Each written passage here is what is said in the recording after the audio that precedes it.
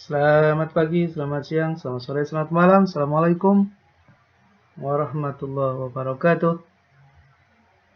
Saudara sekalian, para pembelajar, mata kuliah studi kelayakan bersama dengan Ahmad Subagio di sini ingin mendampingi Anda untuk melanjutkan pada sesi aspek keuangan. Aspek keuangan ini agak sedikit panjang, mungkin akan ada part 1, part 2 yang kita akan bahas dari mulai pengertian, kebutuhan investasi, kebutuhan modal kerja, proyeksi laporan keuangan, dan analisis laporan keuangan.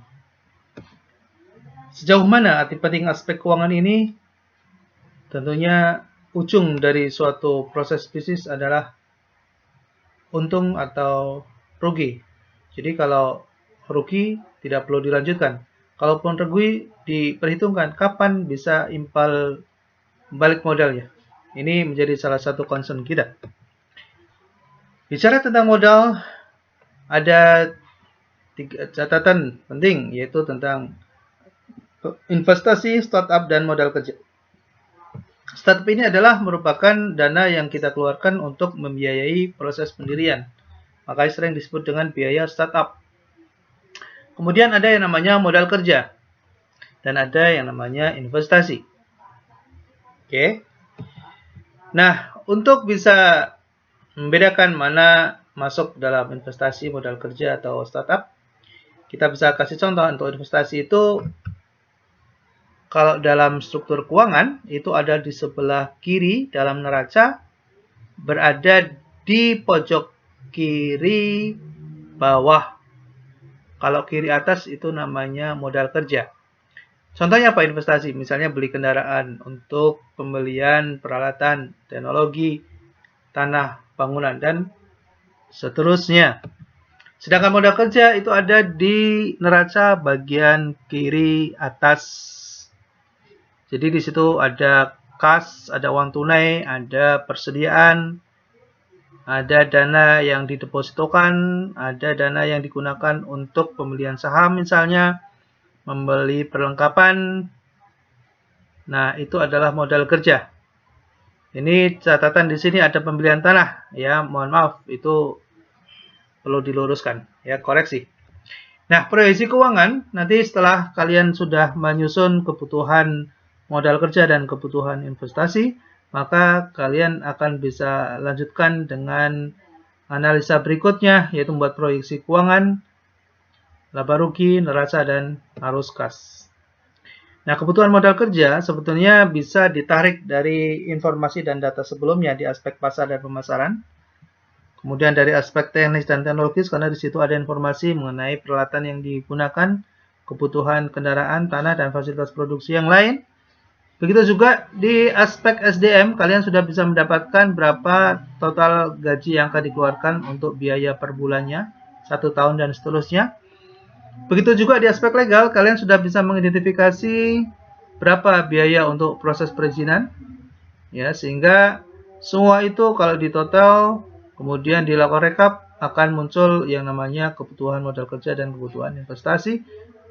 Yang di situ kalian bisa lakukan analisa lebih lanjut untuk masuk ke dalam laporan proyeksi keuangan. Oke.